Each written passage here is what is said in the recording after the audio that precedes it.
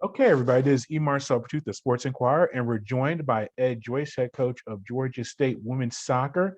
You made the long trip to Arkansas to face two very competitive teams and had some very competitive matches.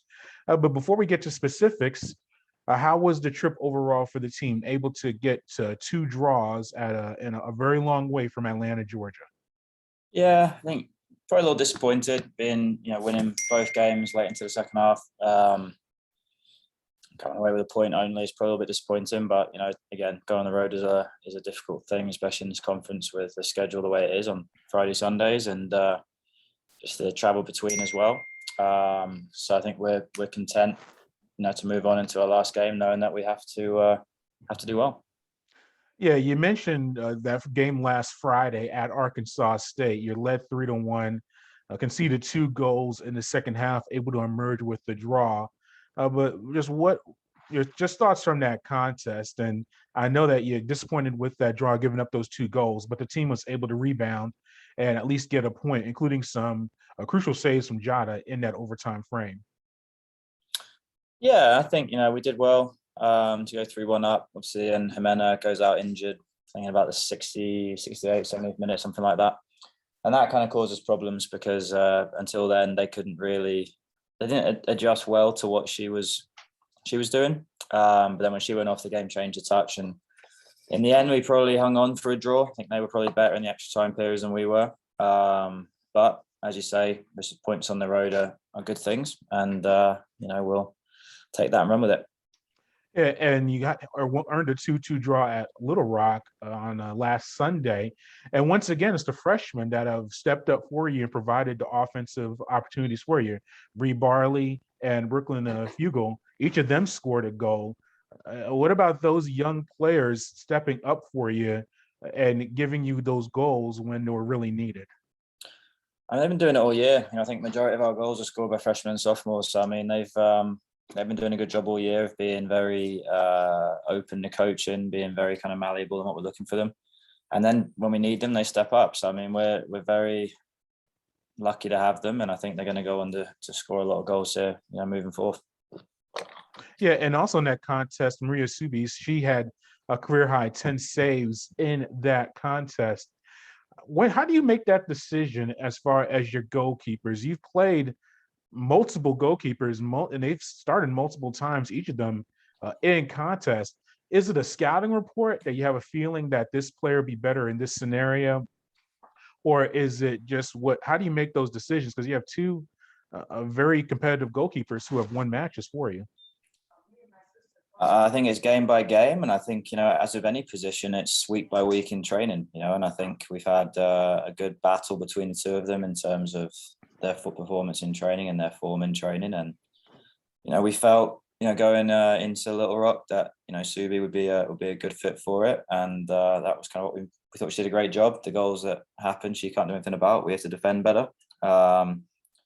And that's the long and the short of it. I think we have to defend better as a group from front to back, and we do that, we'll be just fine. We're scoring goals left, right, and centre. We just got to stop conceding them. Yeah, and how do you do that? Does that include a potential change in approach? We've spoken in the past about you like to seem to be aggressive, push forward, have a lot of possession of the ball, but you also concede a large amount of goals as well. How do you work on not giving up as many goals? Is a formation change? Is it just a different approach? How do you kind of limit those opponents' opportunities? I don't know, it's kind of an anomaly because normally over time, if you look at my record here, we don't concede a lot of goals normally, but we normally don't score as many either. So I mean, I think it is kind of give and take from that regard.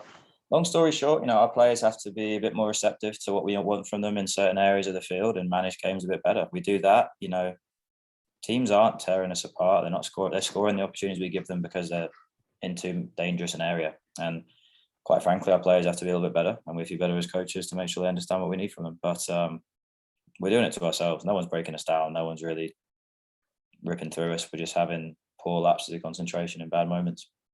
And you have your final regular season match of this upcoming week against Georgia Southern at home. Now, before we get to the actual X's and O's onto the field, what about this senior class? And it's very interesting because they may not be technically seniors. They may come back for another year, But just what about this group that the 4-year players, at least, all they've been through their career through the pandemic and being helping to get the ground going for a new facility in Atlanta. What's this class meant to you as a group? Just the seniors that are going to be potentially playing their last home match. Yeah, I think they've all done a really good job of being all in from the start of when they came in. They were kind of the first class that we recruited from scratch, shall we say, when we got the job. So obviously, when we got the job, 2016 and 17 were pretty much completed. So 2018 was the first class we had to really kind of go out and find players. So I mean, I think they've done a really good job of buying into what we're going to do. They've done a good job of being leaders on and off the field, regardless of how much they may or may not play. And I think this year, all of them are having a good year and a good experience moving towards the end.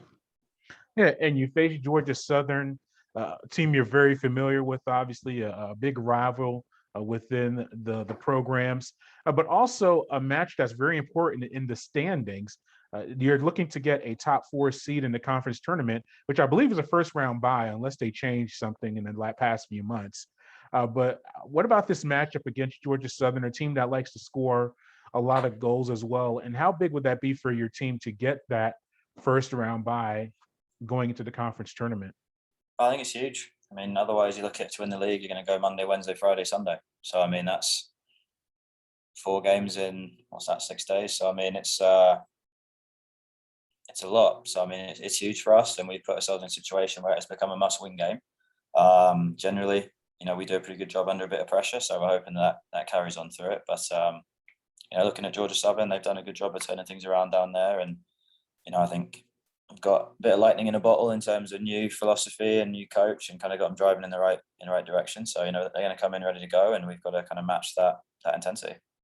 Yeah, and one of their players, Ellis Nemetsov, she has a team high 8 goals this season for the Eagles. When you're facing a team that has a prolific goal scorer like that, I know you're not going to give me the strategy of how to defend her, just specifically, but do you highlight someone on her? Do you use the scheme? Do you really alter all of your preparations when you have a team that has this one goal scorer that likes to score quite often?